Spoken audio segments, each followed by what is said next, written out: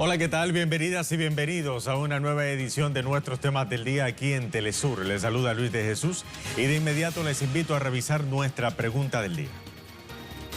Ahí la tienen en pantalla. Nuestra pregunta de hoy es sobre uno de nuestros temas principales.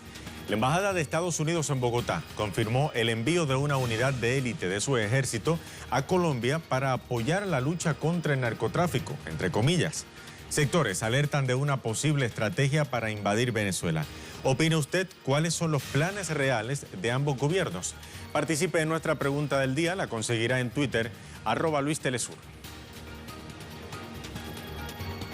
La Embajada de Estados Unidos en Bogotá anunció hoy que movilizará una unidad élite del ejército a Colombia con el presunto objetivo de apoyar en el combate al narcotráfico en ese país. Este es nuestro primer tema del día. La brigada de élite del Comando Sur de Estados Unidos llegará a Colombia a principios de junio y se espera que permanezca en operaciones durante al menos 4 meses. El comandante de las Fuerzas Militares de Colombia, general Luis Fernando Navarro, aseveró que la movilización servirá para compartir conocimientos sobre el combate al narcotráfico. El contingente militar llega a Colombia en momentos de tensión con Venezuela por la incursión mercenaria del pasado 3 de mayo y que el gobierno del presidente Nicolás Maduro ha demostrado que fue organizada por Washington y Bogotá.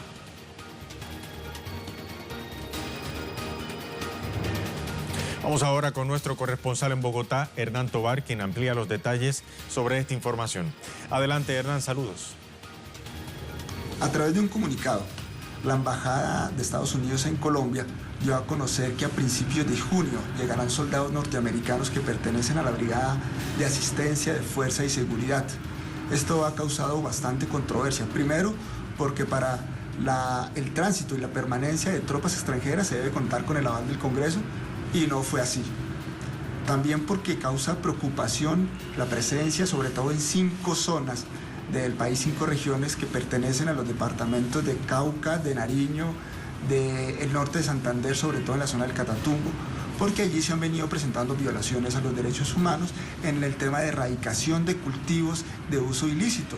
Los campesinos aducen que el gobierno pues no ha tenido la voluntad de implementar el Plan Nacional de Sustitución de Cultivos y allí se han presentado choques entre las autoridades y los campesinos, inclusive ha habido muertos por parte de los campesinos y esto incrementaría más, según las organizaciones de derechos humanos, la vulneración de los derechos humanos, pero también, sobre todo porque estas tropas harán presencia en zonas limítrofes y zonas limítrofes con Venezuela, que ha venido, digamos, teniendo una tensión con los Estados Unidos, así que estas tropas llegarían a causar una tensión más de la que hay con Venezuela.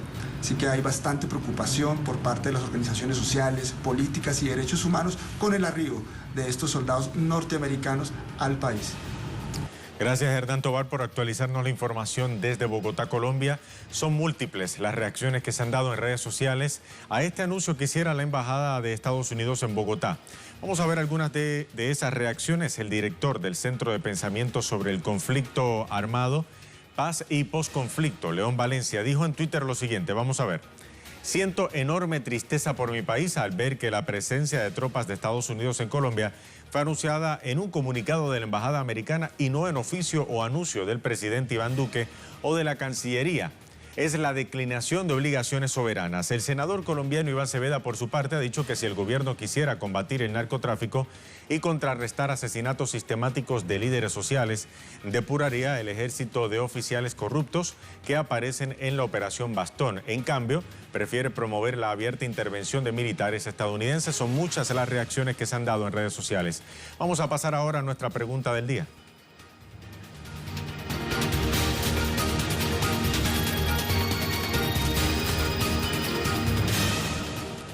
Revisamos entonces nuestra pregunta del día. La Embajada de Estados Unidos en Bogotá confirmó el envío de una unidad de élite de su ejército a Colombia para, entre comillas, apoyar la lucha contra el narcotráfico.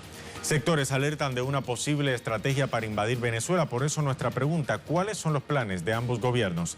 Participe de nuestra pregunta del día, deje su opinión, la consigue en Twitter, @LuisTelesur. Momento de hacer una pausa, pero antes, nuestra imagen del día de hoy nos lleva hasta Tailandia. Vean ustedes, bailarinas danzan con máscaras protectoras en el templo de Erawan, en Bangkok. El país ha extendido el estado de emergencia hasta final del próximo mes de junio para frenar la propagación del coronavirus. Con esta imagen hacemos una pausa. Ya regresamos.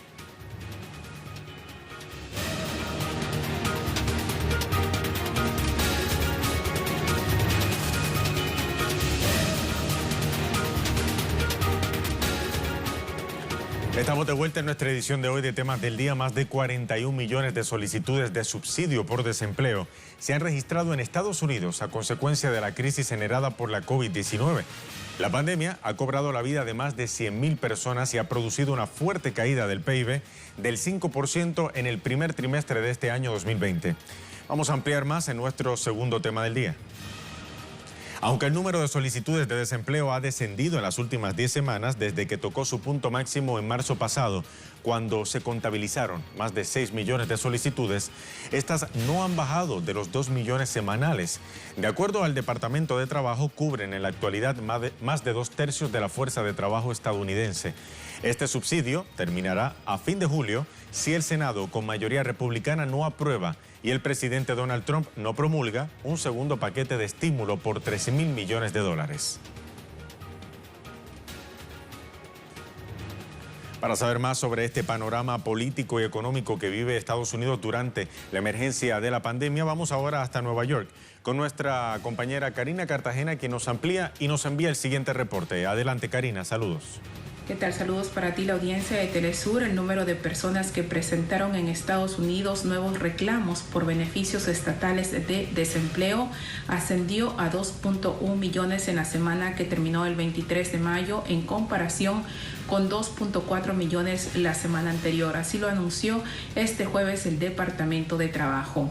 Desde que comenzó la pandemia, 40.7 millones de estadounidenses han quedado desempleados. Eso equivale a 1 de cada 4 trabajadores. El país perdió 20,5 millones de empleos en abril y registra una tasa de desempleo del 14,7%, la más alta desde la Gran Depresión.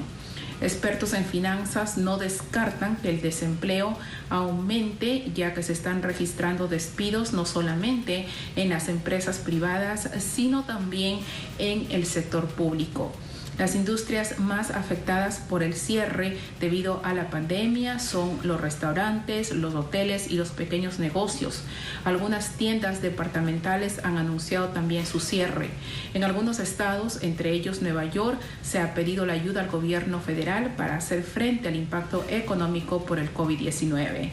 La pandemia del COVID-19 ha incrementado el desempleo no solo en Estados Unidos, sino también en el resto del mundo. Es por eso que hoy, en una reunión de alto nivel en Naciones Unidas sobre las consecuencias económicas de la pandemia, el secretario general de la ONU, Antonio Guterres, pidió que se ofrezca alivio de deuda a todos los países en desarrollo y de ingresos medios por la pandemia del nuevo coronavirus e instó al Fondo Monetario Internacional a considerar un aumento de la liquidez mundial mediante la emisión de nuevos derechos especiales de giro. Esta es la información. Regreso contigo. Gracias, Karina Cartagena, por el informe desde Nueva York. El principal infectólogo estadounidense, Anthony Fauci, ha advertido al Congreso que un levantamiento prematuro de la cuarentena podría conducir a brotes adicionales de la COVID-19. Mientras tanto, presionado por el tema económico, en un año electoral, el presidente Trump ha dicho que es necesario volver a la normalidad lo antes posible en un contexto donde la Oficina de Análisis Económico del gobierno ha informado que prácticamente todos los componentes del Producto Interno Bruto han tenido un comportamiento negativo en el primer trimestre de este año, como ocurrió con el sensible gasto de los hogares, que se contrajo un 6,8%, por tomar un ejemplo. la peor caída de este rubro en casi 40 años. Esta misma instancia ha señalado que la magnitud de los daños causados por la pandemia tardarán en cuantificarse. Así las cosas, el número de fallecidos durante el mes de mayo por la COVID-19 experimentó un descenso por el orden del 35% en Estados Unidos si se le compara con los fallecimientos registrados en abril pasado. El promedio de fallecidos diarios por la COVID-19 en este mes de mayo es hasta el momento de 1.400 estadounidenses, mientras en abril las estadísticas oficiales arrojaron un promedio de 2.000 muertes diarias. El número de casos de coronavirus en Estados Unidos supera ya los 1,7 millones, con algunos estados del sur observando un alza en nuevos contagios durante esta última semana. Además, de los 20 países más afectados del mundo, Estados Unidos figura como octavo en base a muertes por cápita, que suman 3 decesos por cada 10.000 personas. Bélgica se ubica primero con 8 decesos por cada 10.000 personas, seguido de España, Gran Bretaña e Italia, de acuerdo a los análisis de varios medios internacionales. En alrededor de 3 meses, las muertes por COVID-19 han superado las pérdidas de vidas de estadounidenses en la guerra de Corea, la guerra de Vietnam y el conflicto en Irak, todos ellos combinados.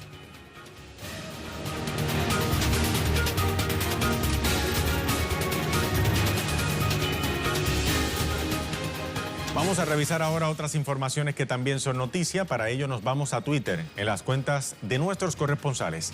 Denise Herrera, desde Quito, Ecuador, nos dice que estudiantes mantienen sus acciones en contra del recorte al presupuesto en educación. Escuchemos. Estudiantes en Quito se concentraron en los exteriores de la Corte Constitucional para rechazar nuevamente el recorte al presupuesto en educación. Han presentado ya una acción legal justamente para fijar esta violación al presupuesto de la educación. Según la Constitución, y lo que alegan los estudiantes es que dentro de una declaratoria de emergencia no se pueden tocar los presupuestos ni de educación ni de salud, por lo cual han presentado esta demanda de incumplimiento frente a la justicia de Ecuador para que se protejan los derechos de los estudiantes del sector público, pero además también todos los docentes que están justamente y son parte del sistema de educación pública. Información ahora desde Bolivia. Freddy Morales nos informa que el departamento del Beni ingresa el lunes en encapsulamiento total para que brigadas médicas realicen un rastreo de casos de coronavirus casa por casa. El Beni está declarado en colapso sanitario por el aumento de casos y la falta de médicos, equipos y medicinas. En el departamento del Beni se ha optado por realizar un rastreo de sospechosos por coronavirus ante el alarmante incremento de casos que duplica la expansión de Santa Cruz, el departamento con mayor número de casos y decesos. El rastreo consiste en que brigadas de médicos visitarán casa por casa para verificar si hay sospechosos de la enfermedad. En esta oportunidad tampoco se aplicarán test o pruebas. Para realizar ese trabajo se ha definido el encapsulamiento total, que implica que no funcionará ningún tipo de servicio a partir del lunes para que la población no pueda salir de casa. El departamento del Beni ha sido declarado en colapso sanitario debido a que buena parte de los médicos y personal de salud está enfermo o con síntomas. No existen equipos de terapia intensiva y tampoco medicinas. En todo el país se realizan campañas de solidaridad para colaborar sobre todo en la dotación de equipos de bioseguridad y medicinas. Tenemos información ahora desde Rusia. Lisandra Andrés nos dice: el canciller Lavrov ha dicho, Rusia rechaza contundentemente las políticas hostiles de países occidentales en medio de la lucha contra la COVID-19. Escuchemos. El ministro ruso de Asuntos Exteriores, Sergei Lavrov, alertó en esta jornada sobre los nuevos cambios, los nuevos escenarios que ha impuesto la pandemia del coronavirus a nivel mundial y cómo muchos países occidentales se han aprovechado de la difícil situación en la que se encuentran otros estados para ejercer su hegemonía y también aprovechar esta situación a su favor. Desde el Ministerio de Relaciones Exteriores de este país se cuestionó las campañas de desinformación y también las campañas para tergiversar la imagen, por ejemplo, del caso del país de China, que acusa a muchas naciones occidentales de ser la causante del brote de coronavirus, y también desde estos países occidentales se ha malinterpretado y malintencionado la ayuda que ha brindado Rusia a otras naciones, como es el caso de la ayuda que envió a Italia en momentos donde este país pasaba por una difícil situación a causa de la epidemia del coronavirus. De esta forma, Rusia manifiesta igualmente su rechazo a todas las políticas de sanciones que son mantenidas precisamente por estos países occidentales que se dicen defensores de la democracia y de los derechos humanos, pero que en medio de una epidemia como es el caso del coronavirus mantienen políticas ilegales de sanciones contra otros estados que limitan las posibilidades de estas naciones de acceder a ayuda humanitaria y también a suministros médicos para combatir la COVID-19.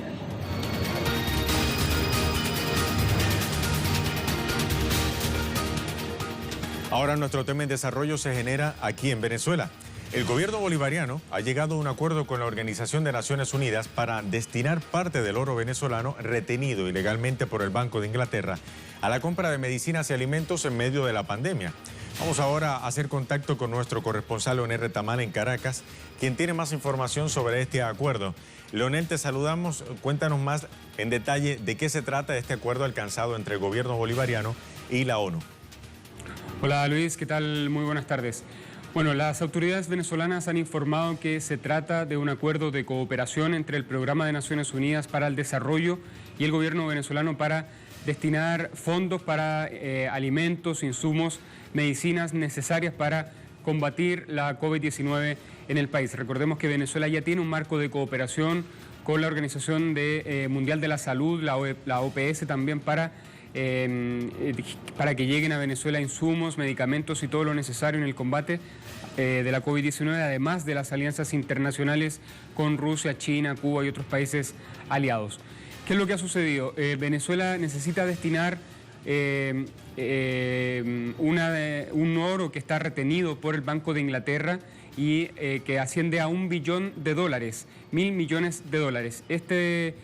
Para obtener este dinero que está retenido ahí, Venezuela interpuso una demanda el pasado 14 de mayo en tribunales comerciales de Inglaterra, de Londres específicamente, para acceder a ese dinero y destinarlo al Programa de Naciones Unidas para el Desarrollo. Sin embargo, el Banco de Inglaterra no ha accedido a la solicitud del Banco Central de Venezuela para liquidar ese oro y poder acceder a ese dinero, y por lo tanto se desarrolla un juicio que está pendiente hasta el día de hoy. Hace pocos minutos atrás se pronunció esta corte y aplazó el juicio por lo menos hasta el 22 de junio. Esto acaba de ocurrir, se ha pronunciado el abogado del Banco Central de Venezuela en Londres y ha dicho que hay algunos asuntos previos que resolver y no va a ser hasta recién el 22 de junio. Las autoridades venezolanas, por su parte, insisten en que es necesario acceder a este dinero para dar atención inmediata, rápida, a las necesidades que se generan por la lucha contra la COVID-19.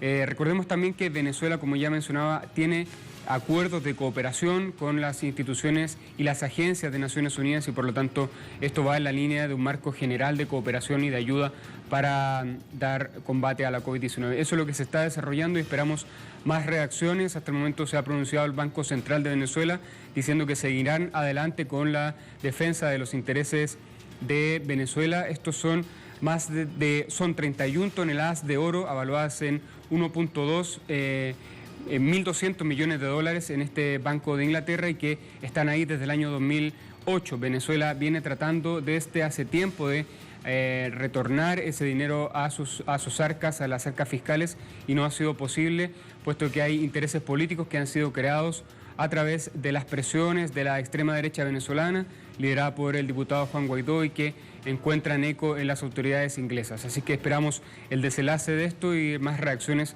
de parte de las autoridades venezolanas. Luis.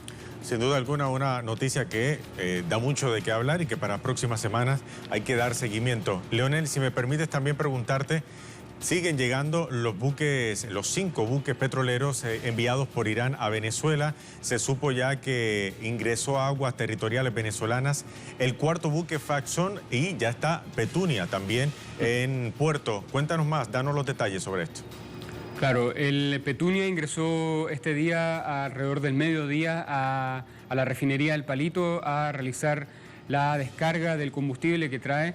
El Faxon se supo que ya ingresó en aguas jurisdiccionales de Venezuela, escoltada, como ha sido el procedimiento habitual por la Fuerza Armada Nacional Bolivariana, que dispone de patrulleros oceánicos y también de la aviación bolivariana para hacer un ingreso seguro de estos buques iraníes. El último, que sería el Clavel, está programado que llegue entre domingo y lunes de esta semana y sería el 5º tanquero iraní que trae combustible, pero también insumos y repuestos para ayudar a reactivar, a impulsar la industria nacional de refinación petrolera en Venezuela, y por lo tanto ha sido vista en los últimos días, desde que ingresó el primer barco, el Fortune, en aguas venezolanas, como un triunfo para la relación bilateral que mantienen y vienen desarrollando hace tiempo Irán y Venezuela, a pesar de los intentos de Estados Unidos de frenar esta relación o de el deslizamiento de amenazas de que iba a interferir el trayecto de los buques que han recorrido,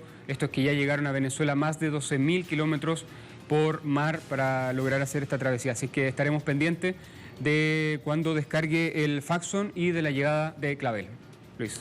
Gracias, Leonel. Seguimos definitivamente atentos a la llegada de estos buques. Hasta la próxima. Hasta la próxima. Les invito ahora a repasar una vez más nuestra pregunta del día, que tenía que ver con el tema de Colombia que tocamos hace unos minutos.